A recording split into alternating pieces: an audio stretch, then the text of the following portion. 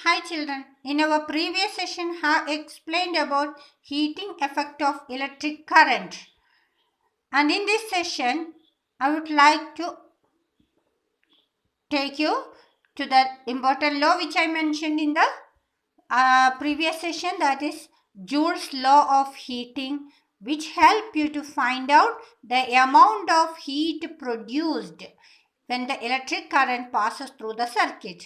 So before that, I'd like to explain one of the important term related with electric current, that is power. So electric power I have to explain first. Electric power. So usually power means power denoted by the letter P. Power P is equal to work done in unit time. Usually power by definition of power is work done in unit time. By definition, we can write it as mathematically as P is equal to W by T. Now, by the formula definition of potential difference, by using the formula of potential difference, V is equal to, we know that potential, the mathematical expression for potential difference is V is equal to W by Q. Learned it. We have discussed this already.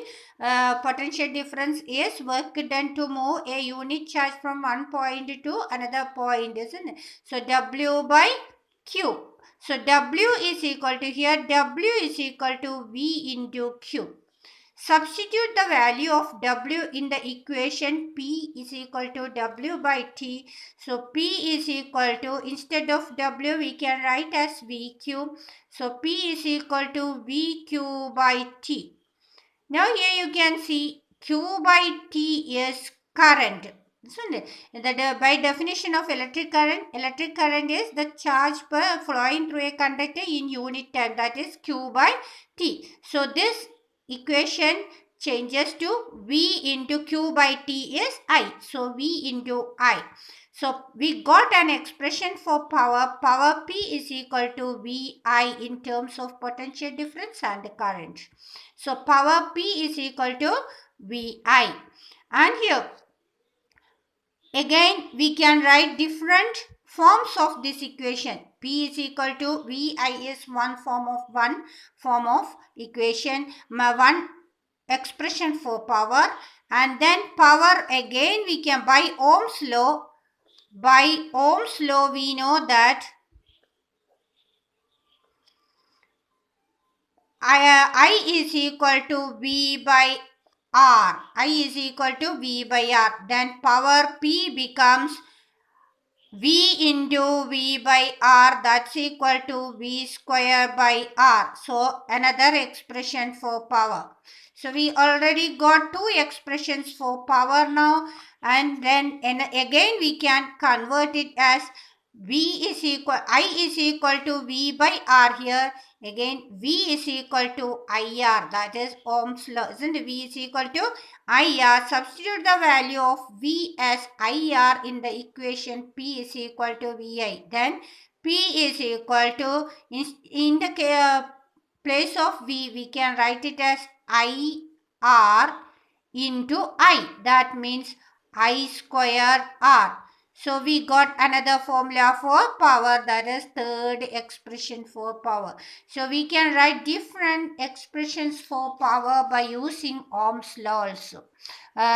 Substitute the value for W as VQ by the definition of potential difference. V is equal to W by Q. So W is equal to V into Q. So in the general formula power, P is equal to W by T. We substitute the value of W as VQ. Then power is equal to VQ by T.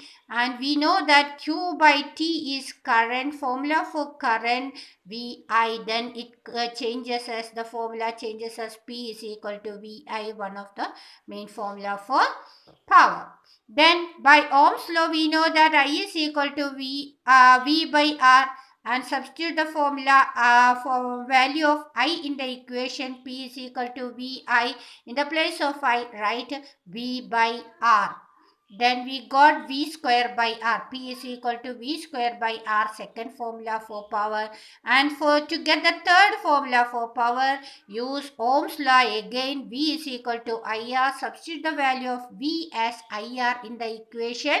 P is equal to VI. So V, instead of V, we write it as IR. Then we got IR into I here. Then we get I square R. So P is equal to I square R is the third equation for power. Now another thing we have to write here is P is equal to W by T. This W is work done. Work done also can be represented as energy. So W becomes P into T. W means we can say it as energy also. Work done is also equal to energy. Energy is the capacity to do work. So work done can be equal to energy also. So W is equal to P into T, or energy is equal to P into T. So P is, we got it as VI. P is the first equation for power. We got as VI, VIT.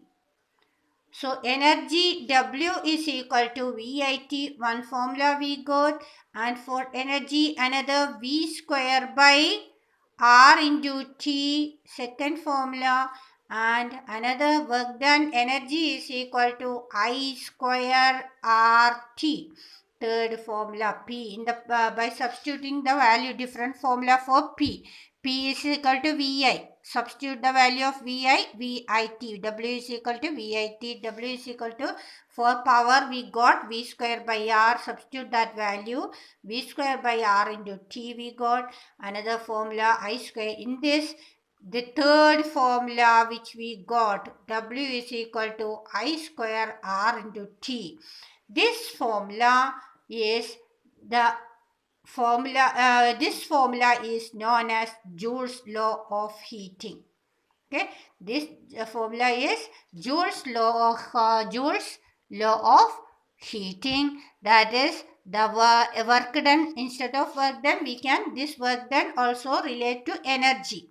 Okay, so here the energy formed is heat energy. So we can relate this energy as heat energy. Heat energy, because here the energy produced is heat energy. So the amount of heat energy produced is equal to the product of square of current, resistance offered by the conductor, and a time of flow of charge through the conductor. So this formula is Joule's law of heating. So what is Joule's law of heating? The amount of heat produced when a current passes through a conductor is equal to the square of is equal to the product of the square of current passing through the conductor, the resistance offered by the conductor, and the time of flow of conductor. Once again, the amount of heat produced when current passes through a conductor is equal to the product of the square of current passing through the conductor, the resistance offered by the conductor, and time of flow of the current through the conductor. So this is known as Joule's law. According to Joule's law, heat is equal to the I square RT. Mathematically, we can represent Joule's law as H is equal to I square RT. So that much for today, children, and please go through once again, and we will discuss problems related with this in the next session.